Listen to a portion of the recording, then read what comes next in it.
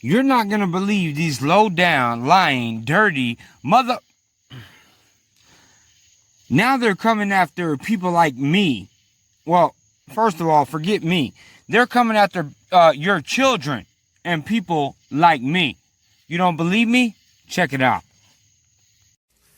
Tonight, an explosive summer surge fueling a new COVID wave. The dangerous Delta variant now responsible for 83% of new infections. Dr. Fauci citing the extraordinary efficiency in the way it spreads as vaccination rates plunge and hospitalizations and deaths rise.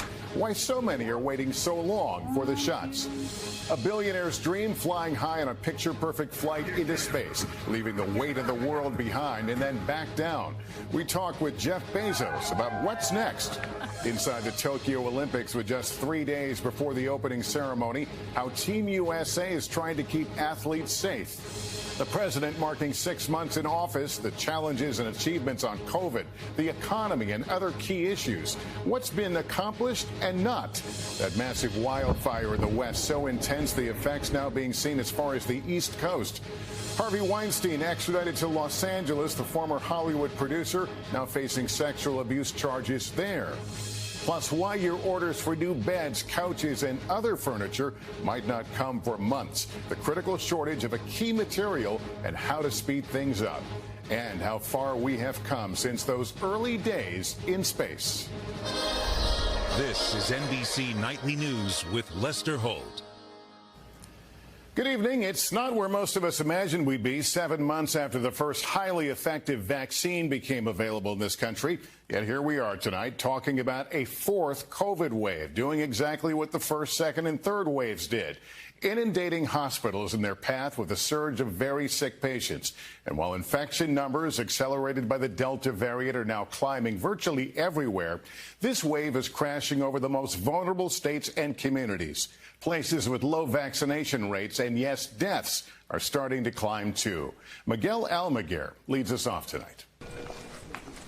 Tonight, inside a growing number of hospitals across the country, there is little doubt our nation has already entered a fourth wave, an explosive summer surge in COVID cases few predicted. Fueled by the highly contagious Delta variant, now accounting for 83% of all new cases, the U.S. is already averaging 26,000 new infections a day, over 1,000 an hour. The reason it's so formidable is the fact that it has the capability of transmitting efficiently from human to human in an extraordinary manner. Today on Capitol Hill, the nation's top pandemic doctors said it's the unvaccinated accelerating the pandemic as deaths skyrocket by nearly 50%. We have things open at 100%. Nobody's wearing masks. With the highest infection rates in the nation, states like Missouri, Arkansas, and Florida have vaccination centers that are empty and hospital beds that are full. How concerned are you that children will be at the center of the next surge in the fall? Yes, I think that, there's that concern. At the University of Alabama, Birmingham, the pediatric care unit was nearly forced to shut down after a flood of children suffering from respiratory viruses that usually spike and spread in the winter. Cases of RSV are surging as restrictions loosen and more children gather together, the same way COVID can. People just be smart, be safe, try to protect yourself. Now fearing a widespread fall surge, even vaccines are no guarantee against Delta's serious threat. Today we learned a fully vaccinated White House staffer and an aide to House Speaker Nancy Pelosi also tested positive for the virus after meeting with fully inoculated Democratic Texas lawmakers who flew maskless to Washington and suffered breakthrough infections. Tonight, an evolving threat as the unvaccinated face a future that looked more like our past. Miguel, I know there in L.A. you've been watching cases among the unvaccinated exploding. I understand another nearby city is taking action. Lester, the city of Pasadena, citing the climate infection, says residents there, even if vaccinated, will need to wear masks again indoors. The city is also requiring all of its employees to be vaccinated. Lester? All right, Miguel, thank you. And with the unvaccinated driving this new surge in cases, we take a closer look at why so many Americans are deciding not to get a shot. Gabe Gutierrez reports tonight from Louisiana. Today, John Bartucci got the COVID shot that he'd put off for months. What was kind of holding you back before? Honestly, I just didn't see the need for it. I just thought, well, I'm young and healthy. I thought maybe I wasn't going to be as affected as other people that would be more at risk. He's what public health experts describe as the movable middle. Adults that may have been initially skeptical of the vaccine but aren't dead set against it. 1, 2, and done. People like Sharon Landry. I felt like I was being pushed into it, and when someone pushes, I push back. Who became convinced after her adult son got sick. Why did you get it today as opposed to, say a couple months ago? I just didn't feel like it was, with everything going on, I just didn't know I didn't do any research. Around the country, roughly half of Americans are fully vaccinated, but daily vaccinations have dropped below 1 million. Louisiana is among the states with the lowest rates. 36% of the population here is fully vaccinated. Some parishes are below 20%. I think there was a lot of misinformation that came out initially when the vaccine came out. For those getting the vaccine now, it seems the choice is all the more personal. John Bartucci is expecting his first child later this year. That kind of raises the stakes a little bit, right? Absolutely. Still, it's an uphill battle. This hospital in Lafayette has 260% more COVID patients than it did 2 weeks ago. Lester? Gabe Gutierrez tonight, thanks. And you can make a plan for when and where to get vaccinated. Visit planyourvaccine.com for more. A man who knows the heights of success went even higher today. Jeff Bezos, the billionaire founder of Amazon, got the ride of his life, rocketing into space with 3 others. Tom Costello reports from Texas. Roaring off the launch pad in remote West Texas, Jeff Bezos' billionaire space dreams came true today as he, brother Mark, Dutch teenager Oliver Damon, and 82-year-old Wally Funk, Blue Origin's first passengers, floated weightless 66 miles up. It did everything you thought it would be. After 4 minutes, a dramatic parachute plunge to Earth. Their 10.5-minute trip coming to a soft landing in the desert sand. And touchdown.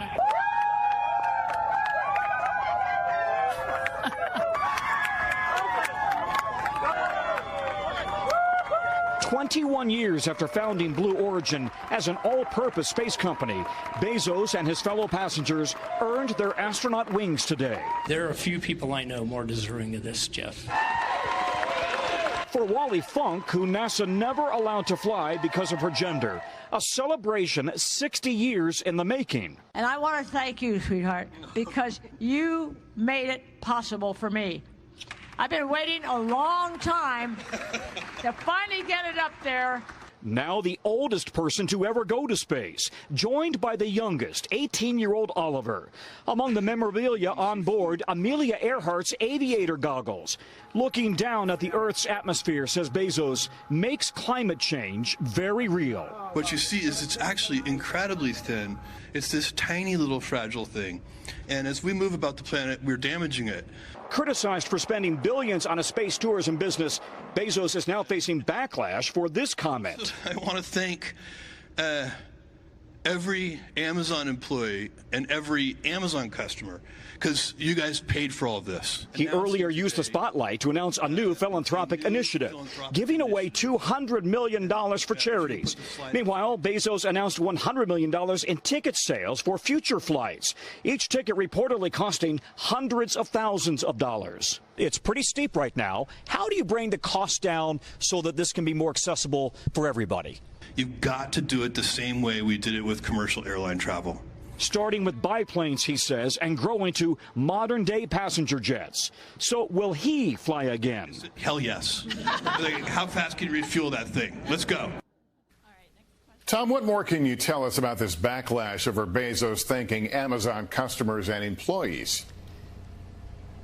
Well, he cashed out billions of dollars in Amazon stock to build Blue Origin, but he's been vilified for the way he treats employees, for their salaries, also for allegedly not paying taxes. So for some, this really struck a raw nerve, Lester. All right, Tom Costello in Texas. In just 60 seconds, Stephanie Rule talks with Jeff Bezos about today's thriller in space and keeping American athletes safe in Tokyo with the Olympics just 3 days away. It lasted just 10 minutes, but it changed their lives. What did Jeff Bezos and the others learn from today's space flight? Stephanie Rule spoke to Bezos and his brother Mark just moments after their flight.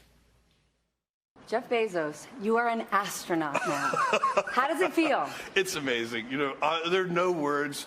It was a perfect mission. I'm not talented enough to put this into words. The accelerating G-forces and how that felt your skin pulled back and pushed into the seat. And then zero G comes so suddenly, and then you're just floating. It's surprisingly natural. It's like effortless. To be in zero G. You feel comfortable. I want to know, what did it feel like to be up there together when you locked eyes? It was pretty special. First of all, it just meant a tremendous amount to me to be able to represent my mom and dad, our sister Christina. We did a little hi mom in zero G. One of us was upside down in zero G. So hopefully we got it right. What did you experience that matters to all Americans? Well, listen, we have to build a road to space so that our kids and their kids can build the future and keep Earth as this beautiful gem of a planet that it is. Now, that's going to take decades and decades to achieve, but you have to start, and big things start with small steps. Stephanie Rule with Jeff Bezos. Less than 3 days to go until the opening ceremony at the Tokyo Olympics, but competition is already getting underway. And with COVID, the invisible opponent. Tom Yamas in Tokyo tonight on how the athletes are trying to stay safe. Tonight, the world's greatest athletes, including Japan's Naomi Osaka, have two goals: win a medal and dodge the virus. Tokyo reporting a spike in COVID cases today, more than 1,300 new infections. Still, skateboarder Nyjah Houston says so far he's enjoying his sport's first Olympics. It's better than what I expected. Obviously, we still got to be safe and take precautions because of COVID, but it's amazing to be here and see this all happen. Around the city, venues are preparing for an Olympics like no other, making sure athletes are safe. Here in the men's locker room for swimming, they'll see COVID rules from the moment they walk in. You can see right here, they're in Japanese, but also they have some pictures. And then over here, every other sink is closed off to keep the social distancing, and on the mirrors, more rules. You feel like you're ready and that the swimmers are going to be safe? Yes, of course. No doubt. The most dramatic COVID measure? No spectators, even though Tokyo is still full of crowds, from packed trains to semi-full baseball stadiums. I asked Tokyo's governor why the Olympic Games were being singled out. Why can people go to the baseball game, but they can't go to the Olympics? The Olympics is not a local game. It's an international game. Therefore, the medical sector has asked us not to have spectators due to there being more passionate cheering. Olympic organizers say it will be a different type of event, but promise it will still captivate the world. Lester, even with competition getting underway tonight, a top Olympic official says there's still a chance all of this could be canceled if cases spike. But the focus right now is on delivering a successful Games. Lester? All right, Tom Yamas, thank you. The largest of the western wildfires in south-central Oregon is spreading rapidly tonight, fueled by hot, dry weather.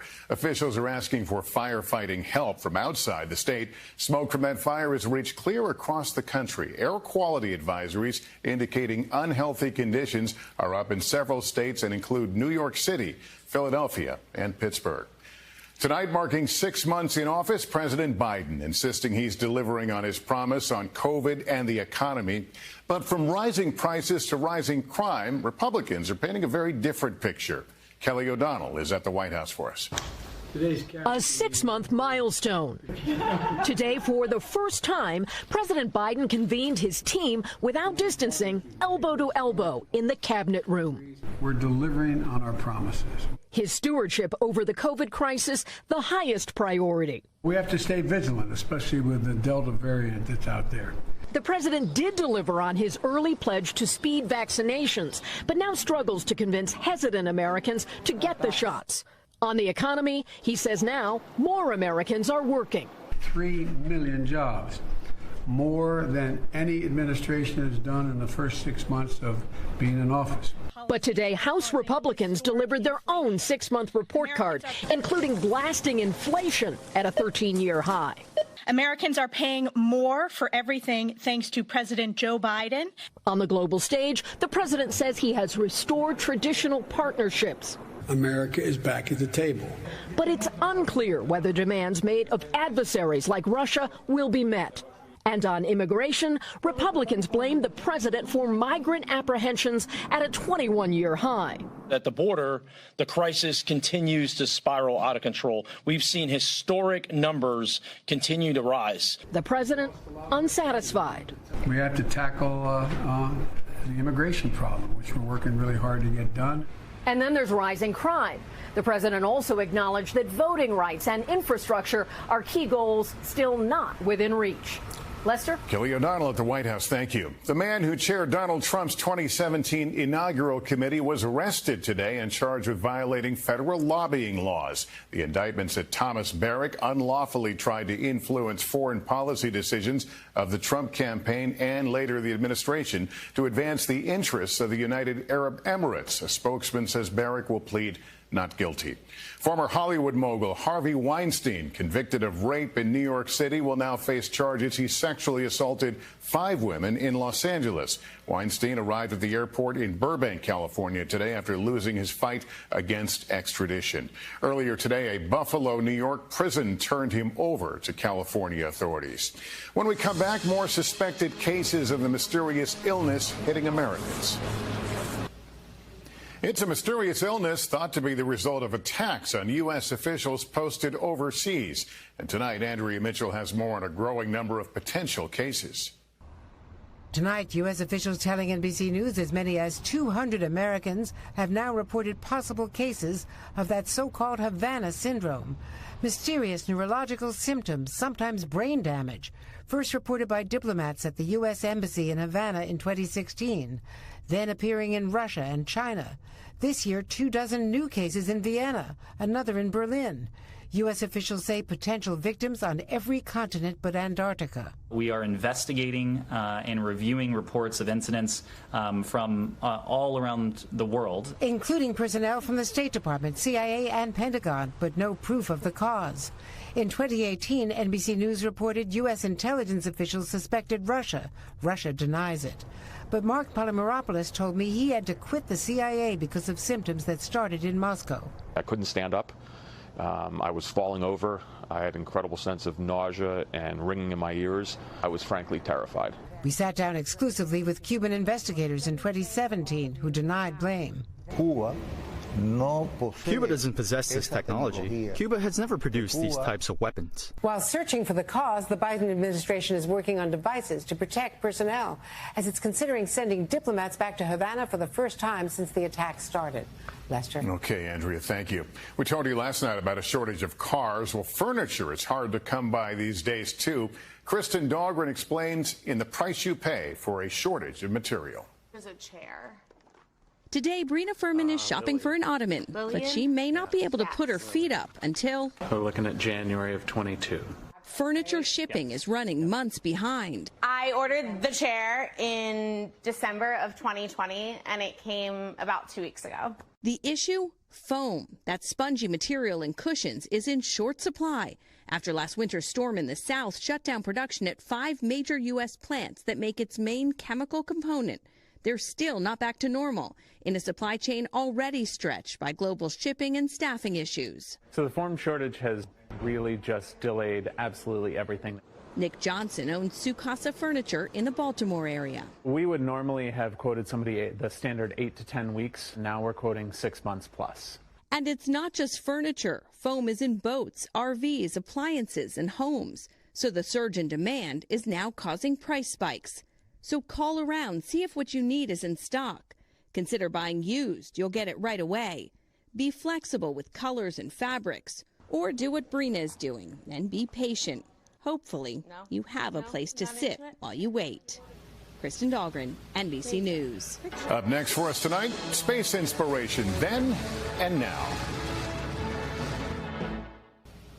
Finally, America's space odyssey and a journey to today's latest civilian flight that was 6 decades in the making.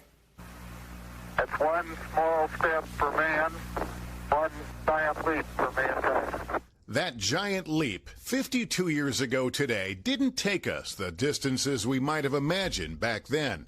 Since the Apollo program, manned spaceflight has stayed pretty much close to home. Release, release, release right now. The Virgin Galactic and Blue Origin missions barely reached the doorstep of space. In fact, their flight's just a few minutes shorter in duration than what Alan Shepard achieved in the first human American spaceflight in 1961. But then, as now, it showed what was possible, piquing our imaginations, and in this case, opening a door to a world that was for so long the domain of countries, not people. For now, price alone will keep it an exclusive club. But for how much longer? The forces of competition are not necessarily bound to the forces of gravity. A race among billionaires could very well put the rest of us in space in this lifetime.